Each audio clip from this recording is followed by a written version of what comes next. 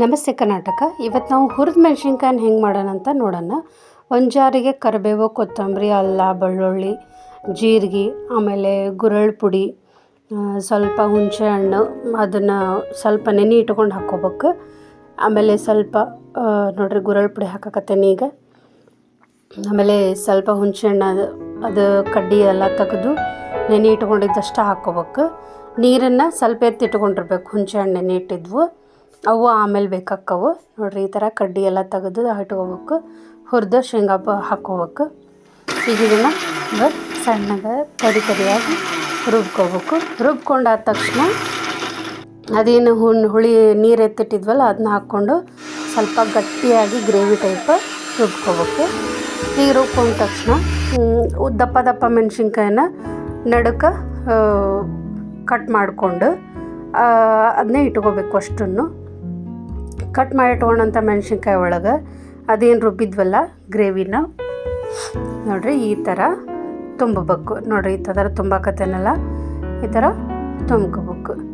ಇದು ರೊಟ್ಟಿಗೆ ಭಾಳ ರುಚಿ ಅನಿಸುತ್ತೆ. ಬಿಸಿ ಬಿಸಿ ರೊಟ್ಟಿ ಇರಬೇಕು, ತೆಳ್ಳನವು ಶಕ್ಕೆನವು. ಅದ್ರಾಗ ಇದನ್ನ ಹಚ್ಕೊಂಡು ತಿಂದ್ರೆ ಮಸ್ತ್ ಟೇಸ್ಟ್ ಕೊಡ್ತೈತಿ.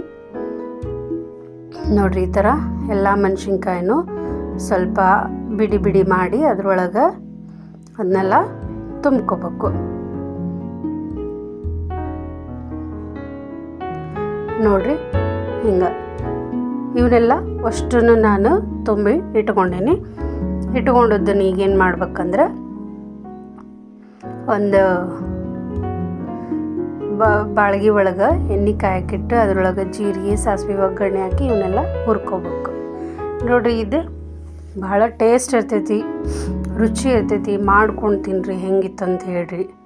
ಈ ಥರ ಎಣ್ಣೆ ಕಾಯಕ್ಕೆ ಇಟ್ಕೊಂಡೇವಿ. ಅದಕ್ಕೆ ಜೀರಿಗೆ, ಸಾಸಿವೆನ ಸೇಮ್ ಒಗ್ಗರಣೆ ಹೆಂಗೆ ಹಾಕ್ತೀವಲ್ಲ ಆ ಥರ ಹಾಕ್ಕೊಂಡು ಅವು ಚಟಪಟ ಅಂದಾಗ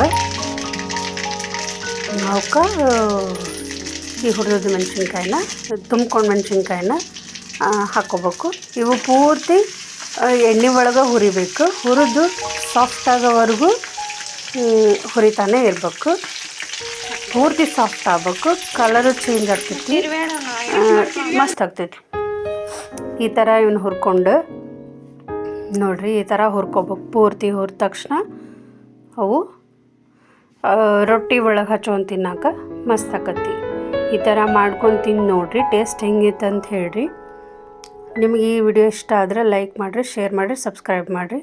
ನಮಸ್ಕಾರ.